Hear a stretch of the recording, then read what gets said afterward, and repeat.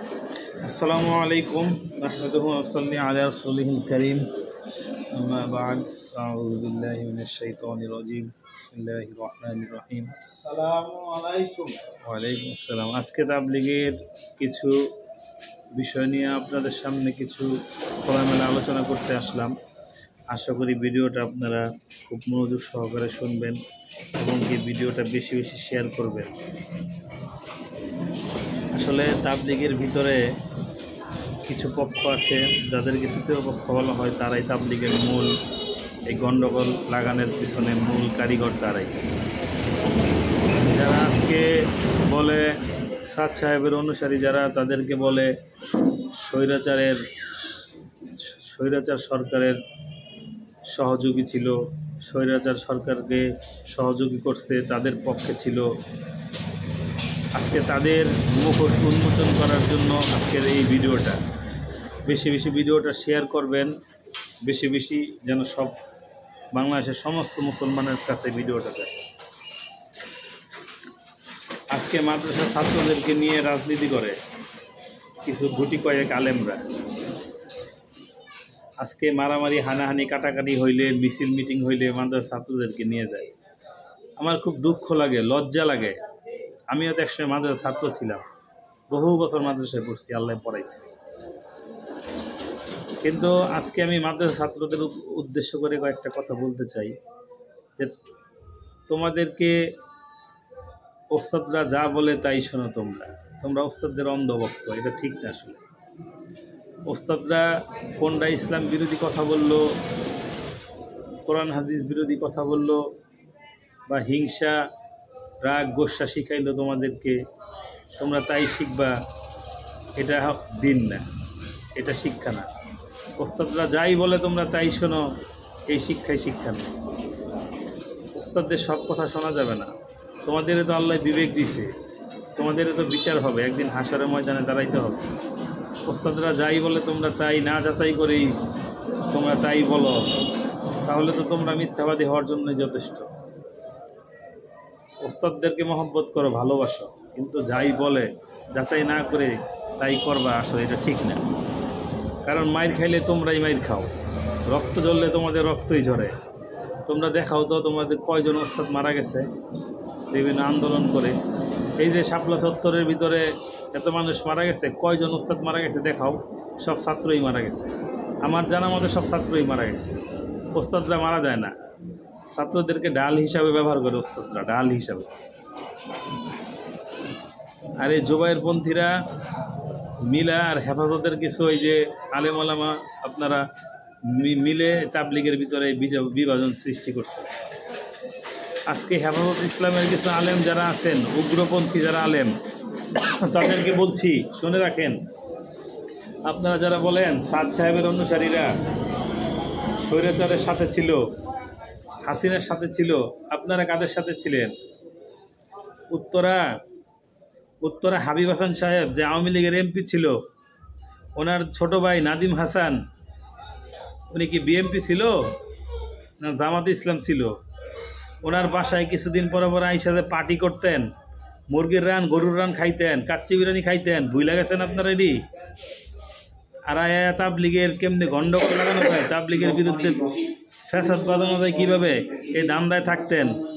এই সমস্ত মিটিংগুলো যখন প্রথম সমস্যা হয়েছে, তাবলীগে গ্যাঞ্জাম পাচ্ছে, এই নাদিম হাসান সাহেবের বাসা থেকেই সমস্ত প্রতি সপ্তাহে মাসে একবার দুইবার ওদেরকে দাওয়াত দিত। এই বিভিন্ন হুজুররা আসতো, হেফাজত ইসলামের নাম করা হুজুর আসতো। হুজুররা আইসা এই তাবলীগের বিষয়ে ওনারে আমির মানত। উনি কিন্তু কোনো এলেম কালাম কিচ্ছু নাই, ওনার নর্মাল সাধারণ মানুষ। উনি চিল্লাও লাগাই নাই, এক চিল্লা হয়তো বা লাগাইছে অনেক পরে। এক চিল্লা লাগাইলে তার এলেম শিখা যায় না, জানেন তো। মাদ্রাসায় পড়ে নাই, দিনী শিক্ষায় শিক্ষিত হয় নাই, কোনো এলেম কালাম নাই। যতটুকু আছে ঠিক আছে, ওনার কাছে সব আলেমরা, হেফাজতের কিছু আলেম যারা আছে, এইটুকু সমস্ত গরিবাস আলেম, তারা এসে ওনারে এই পীর বানাইছে, ওনার কাছে মুড়ি দিয়েছে সব। প্রতি সপ্তাহে এসে মুরগির রান গরুর রান খাইতো, আর তাবলীগের বিরুদ্ধে এই গুটিবাজি কইরা ওরা পুরা বাংলাদেশে এই গ্যাঞ্জাম সৃষ্টি করছে এই সমস্ত আলেমরা। তার মানে কি, এরা আওয়ামী লীগের দালাল ছিল, আর আজকে বড় বড় গলা আঙ্গায় বড় বড় কথা কন আপনারা, গলা আঙ্গায় কথা কয়েন না আপনারা। আপনারা এই স্বৈরাচারের সাথে আপনারাই ছিলেন, সামনের কাতারে ছিলেন স্বৈরাচারের সাথে। আপনাদের কিছু কিছু আলেমদেরকে কি গ্রেফতার করতে আওয়ামী লীগে গ্রেফতার করতে, যারা কিছু কিছু ভালো কিছু কিছু গুটি কয়েক আলেম ছিল তাদেরকে গ্রেফতার করছে, আওয়ামী লীগের বিরুদ্ধে কথা কইছে। ম্যাক্সিমাম যারা ছিল, ম্যাক্সিমাম হেফাজতের আলেমরাই আওয়ামী লীগের পক্ষে ছিল, ম্যাক্সিমাম। এদিক দিয়ে আওয়ামী লীগের বিরুদ্ধে স্লোগানও দিত, আবার আওয়ামী লীগের নেতার বাসায় গিয়া স্বর্ণের প্লেটে মুরগির রান দিয়ে ভাত খেত। এই হচ্ছে ওনাদের চরিত্র। আর টঙ্গীর ময়দানে 2018 সালের ঘটনা আপনারা আজকে যে বলেন সবসময়, 18 সালে যে আমাদের ছাত্রদেরকে ইটের এরকম আদলা দিয়ে বস্তা বাইন্দা টয়লেটের উপরে গেটগুলো উঠাই দিয়া পুরা ইজতেমা মাঠের চারপাশে টয়লেটের উপরে বস্তায় ইট উঠাইয়া আপনারা যে অনুমতি দিছিলেন, হুকুম দিছিলেন যে একই সময় একসাথে তোমরা বাহিরে যারা সাদ সাহেবের লোকেরা আছে তাদের উপরে ঢিল নিক্ষেপ করো, এটা কি ভুলে গেছেন আপনারা? আজকে আপনারা বলতেছেন সাদ সাহেবের লোকেরা আলেম ওলামারে হত্যা করছে টঙ্গীর ময়দানে 2018 সালে। আজকে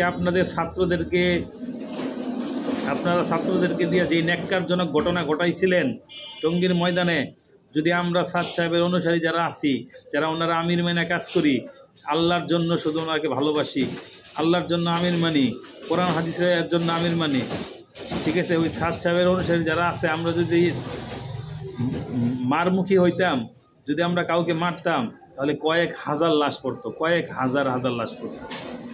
আজকে এখানে আমরা কেউ কাউরে মারি নাই, আমাদের ছাত্রদেরকে সেভ করছি। হয়তো অনেক জজবাওয়ালা কিছু মানুষ থাকে, 2 চর থাপ্পড় দিছে, হয়তো 2-4টা বাড়ি টাড়ি দিছে, কিন্তু যদি আজকে আমরা মানমুখী হইতাম তাহলে হাজার মানুষের লাশ পড়তো আজকে।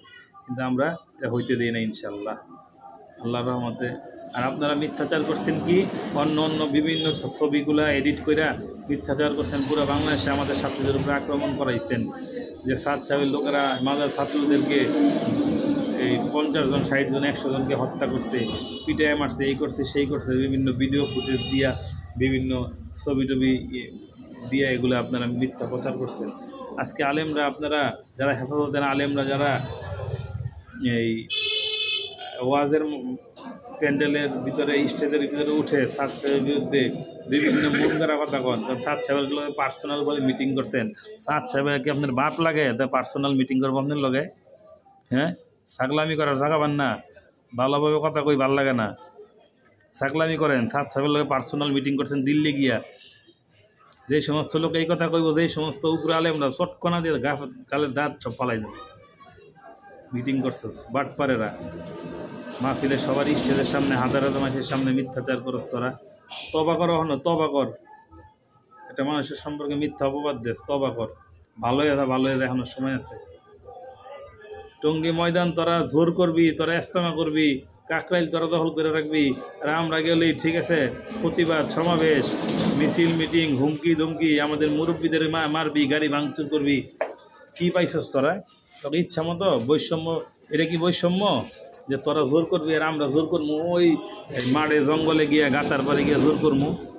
তোর বাপদাদার জমি এটা, তোকে বাপদাদার জমি, আমাকে বাপদাদার জমি, যে আমরা এখানে জোর করবো আর সাদ সাহেবের লোকেরা এই গাতার পারে গিয়ে জোর করবো? এখনো সময় আছে, ভালো হয়ে যান সবাই, ভালো হয়ে যান। আওয়ামী লীগের সাথে আপনারাই ছিলেন, স্বৈরাচারের সাথে আপনারাই ছিলেন, আপনারা ওনাদের বাসার, ওনাদের একবারে কাছের লোক ছিলেন, অন্তরের লোক ছিলেন। বাসায় গিয়ে দাওয়াত খাইতেন স্বর্ণের প্লেট দিয়া। সব বুইলা বলতে কি, মানে সব মানুষকে ভুলানোর লেগে আপনারা এখন আরেকজনের উপরে মিথ্যা অপবাদ দেন যে আমরা স্বৈরাচার ছিলাম, আমরা আওয়ামী লীগের দালাল ছিলাম, হেন তেন। পারলে প্রমাণ দিয়ে, আপনাকে প্রমাণ আমার কাছে আছে, আমার কাছে আমি দিব, লাগলে সমস্যা নেই। এখনো সময় আছে, ভালো হয়ে যান। আর যারা এই ভিডিওটা দেখবেন, আপনারা নির্ভুলভাবে নিরপেক্ষভাবে বিচার করবেন, বিশ্লেষণ করবেন যে আমার কথাগুলো কি সত্য না মিথ্যা। যদি কারো জানতে মন চায় আমার সাথে যোগাযোগ করবেন, কমেন্টে আমার নাম্বার দিয়ে, আমি অবশ্যই আপনাদের প্রমাণ দিব, ঠিক আছে। আওয়ামী লীগের নেতাদের বাসায় ওনারা অনেক দাওয়াত খাইতো, প্রতি মাসে একবার করে দাওয়াত খাইতো, আমাদের সাথে মিটিং করতো। এরকম করছে। যাই হোক, আমার কথা যদি কেউ কষ্ট দিয়ে থাকেন ক্ষমা করে দেখবেন। এই বলে আজকে আমি এখানে রাখছি। হবে ইনশাল্লাহ আমরা 20 তারিখে অবশ্যই ইনশাল্লাহ টঙ্গী ময়দানে জোর করব, ইজতেমা ইনশাল্লাহ করব। আমাদের হজরত মাওলানা সাদ সাহেব দামাত বরকাত ইনশাল্লাহ বাংলাদেশে অবশ্যই ইনশাল্লাহ আনবো, যে কিছুর বিনিময়ে। ওয়ালাইকুম আসসালাম। যে কোনো